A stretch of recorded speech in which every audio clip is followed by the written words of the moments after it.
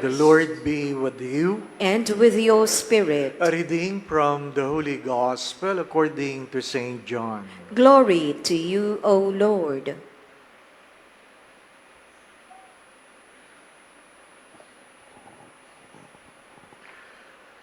The sisters of Lazarus sent word to Jesus saying, Master, the one you love is ill.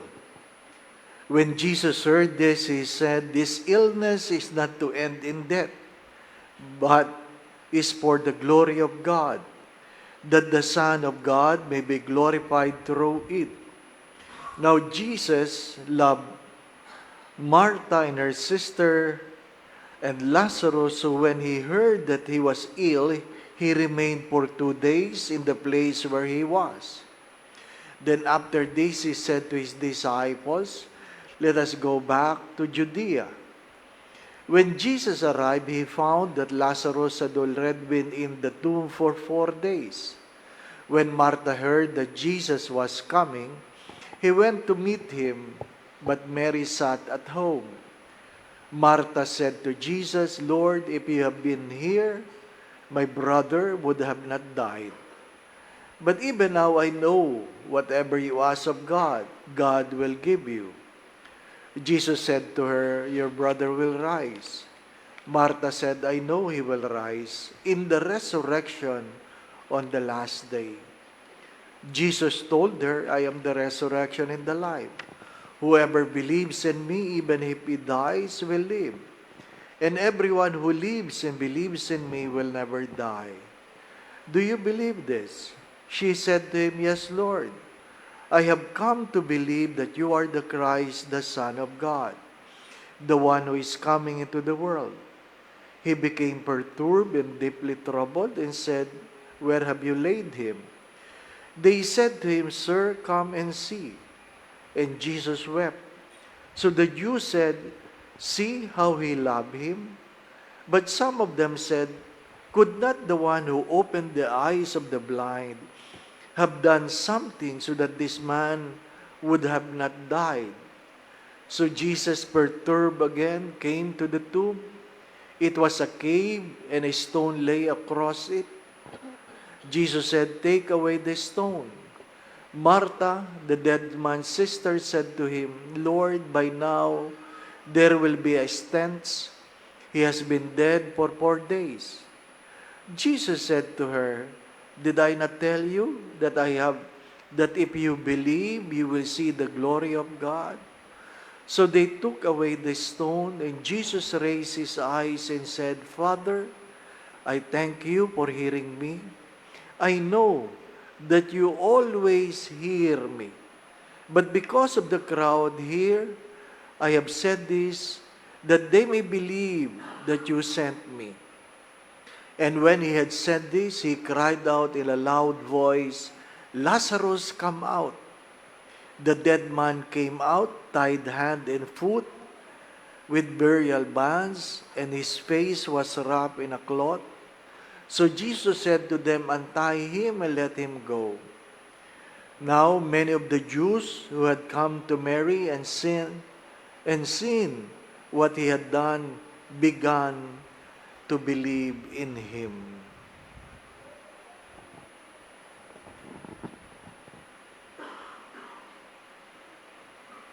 Brothers and sisters, the Gospel of the Lord. Praise to you, Lord Jesus Christ.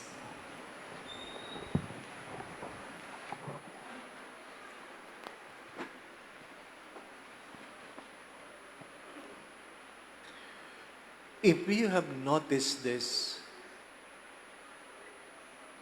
Martha said, the one you love is ill. The one you love is ill. He did not say, my brother is ill. The one you love is ill. He focused more on the relationship with what Jesus and Lazarus have. Ano ba ang ginawa ni Lazarus? At gano'n na lang ang pag-ibig ni Jesus sa kanya. Ano bang ginawa ni Martha at Mary na gano'n na lang sila kahalaga? Martha, Mary, and Lazarus live in Bethany. And Bethany means the house of the poor. Bethania, the house of the poor. Are they poor? No. Their family is not poor. If you're given a chance to visit their house, where the church was erected, you will see a huge oil press. Mayroong gilingan ng olive press. Ano po? It means mayaman sila, mayroon silang orchards. But how come they were loved? Because according to the story, the poor in that place would go to that family, and the family would support the poor in Bethany. I guess because Jesus loved the poor, He loves the people who loves the poor. Listen to that. Because Jesus loved the poor, He loves the people who loves the poor. Second, why did Jesus waited instead of going directly to the house of Martha and Mary? Why did He waited and made him reach the place for 4 days? Because you have to understand the Jewish culture. The Jewish culture is that if you have died and you are already dead for 3 days, it means you are dead. If you are already dead for 3 days, it means you are already dead. Kaya dumating siya on the 4th day, so that the people will really believe that Lazarus is already dead. If you are dead for 2 days and somebody came and raised you up, people will not believe that you are being raised from the dead. You are not raised from the dead. He waited to stress a point, ano po? That He is the resurrection. He did not cure Lazarus because it is more glorious for Him to raise Lazarus from the dead. Understand that. He did not cure Lazarus because it is more glorious for Him to raise Lazarus from the dead. People can cure the sick. Only God can raise you from the dead. Keep that in mind. Because the second reading says, if you die in Christ, you will rise with Him. If you die in Christ, you will rise with Him. My dear friends, my brothers and sisters, but what can we learn from this story? We already believe that Jesus can raise the dead, because this is not an isolated case. He raised the dead of the son of a widow from Nain. He raised the dead who is the son of a widow from Nain. So this is not the first time. This is not the first time. If you are given a chance to go to Holy Land, you can visit Nain. The church is still there, except the community around Nain, or Nain, the village of Nain, is already a Muslim village. But they all recognized the miracle that had happened in that place. So even the Muslim community protected, preserved, and honored the place. Honored the place. This is not an isolated case. But it is good to understand this. Number one, that Jesus did not only suffer physically, He also suffered mentally, psychologically, and emotionally. If you are given again a chance to walk along the Palm Sunday road, you will pass by a church called Dominus Flevit. Dominus Flevit. It is a church located along the valley where you can see the gate of Jerusalem, the temple area, where Jesus wept, saying the words, if you only knew, if you only knew. Because the people, the temple refused to believe in Him. Out of desperation, out of frustration, maybe because they did not listen, Jesus wept over them. Now, out of His relationship with Lazarus, He wept. Because He is fully human. Sa madalit sabi, nasasaktan ang Diyos. I guess what is more difficult for Him is when He is being tortured and laid to crucifixion. The very people He killed are the same people who said, crucify Him. Mas masakit yon. Yung mga taong tinulungan mo, mga taong pinagaling mo, sila rin yung mga taong sumisigaw, ipako siya sa krus. Alam niyo ang pakiramdam nun. Alam niyo ang pakiramdam nun. But to make this more personal, I would confess that when my brother died last year, up to now, I have not recovered from it. Psychologically, I have not recovered from it. And I would confess there are things you can believe, but you cannot accept. Naniniwala ako na muling mabubuhay ang kapatid ko, pero ang kalooban ko, ayaw tanggapin na wala na siya. Lalong-lalo na pag mayroon kami okasyon, lalong-lalo na kapag mayroong magandang pangyayari sa buhay namin, namimiss namin ang aming kapatid. Too young to die. Pag iniisip mo, pagkamisan, mas katanggap-tanggap na yung minamahal mo, mayroong lingering sickness, at ikaw mismo magsasabing, sige Lord, kunin mo na. Kawawa naman. Di po ba, no? Pag matagal lang may sakit, ikaw na magsasabing, Lord, kunin mo na. Pero yung walang sakit, bigla lang pumunta sa hospital dahil masakit ang tiyan, 9:00, 1:00 patay na, ang hirap tanggapin. Ang hirap tanggapin. Kaya nung binuksan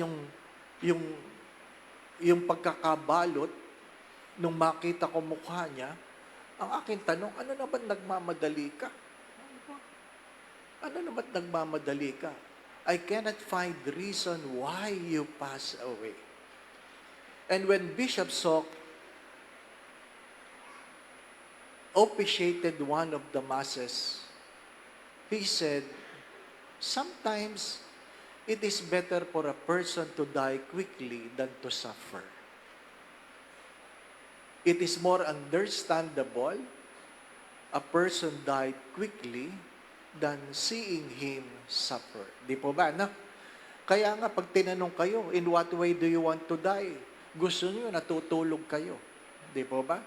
Sana kunin ako ni Lord habang natutulog para wala nang hirap. Di po ba, no? Oh.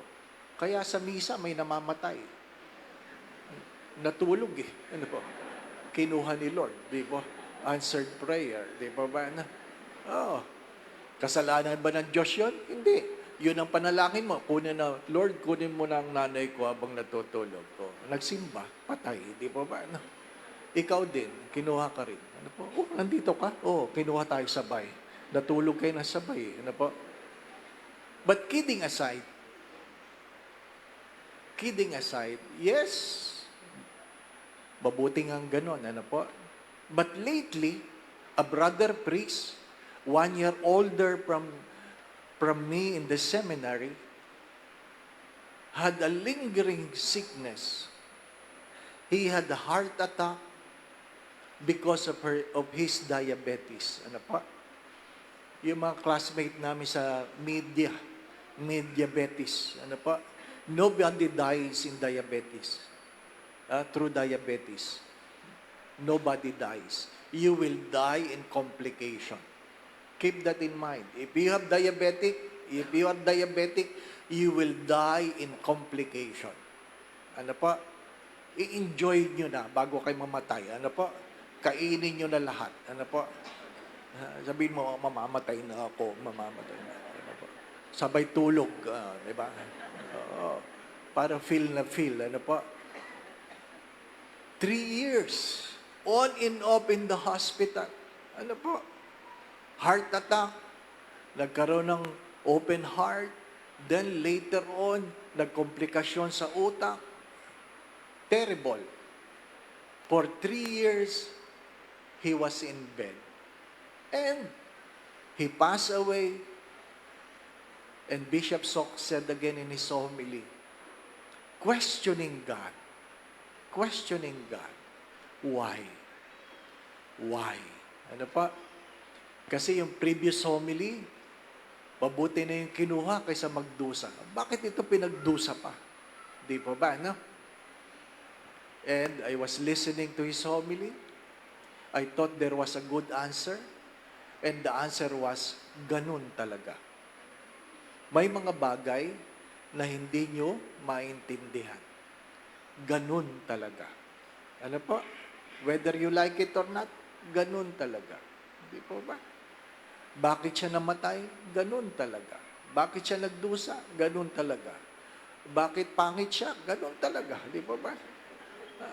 Mga minamahal na mga kapatid, there are things you cannot explain. Someday, you will be able to understand. Why I'm sharing this to you? Because it is very consoling to hear the Word of God saying, it is more glorious for Him to raise Him from the dead. It is more glorious for Him to raise Him from the dead. He could have healed my brother, but it will be more glorious for Him to raise him from the dead. Why? Because eventually, I will die. You will die. When? I do not know. How? I do not know. But it will come. I hope you are not in a hurry. But it will come. My dear friends, that's why it is good to look at Lent in the context of Easter. Because if there is no resurrection, what will happen to us? If there is no resurrection, what will happen to us? But it is also scary knowing that there is a resurrection, what will happen to the wicked? Hello? Listen. If there is a resurrection, then it is very consoling for us. But if there is a resurrection, what will happen to the wicked?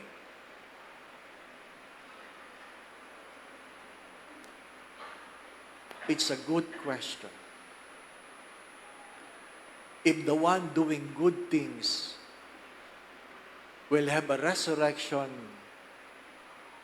with Christ, and the gospel said, those who do wicked will also resurrect in condemnation.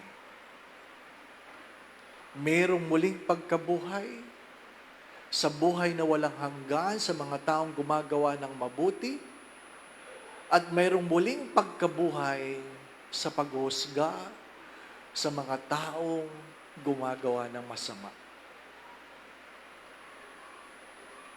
While there is a time, brothers and sisters, while still there is a time, don't wait for the last moment. Amen.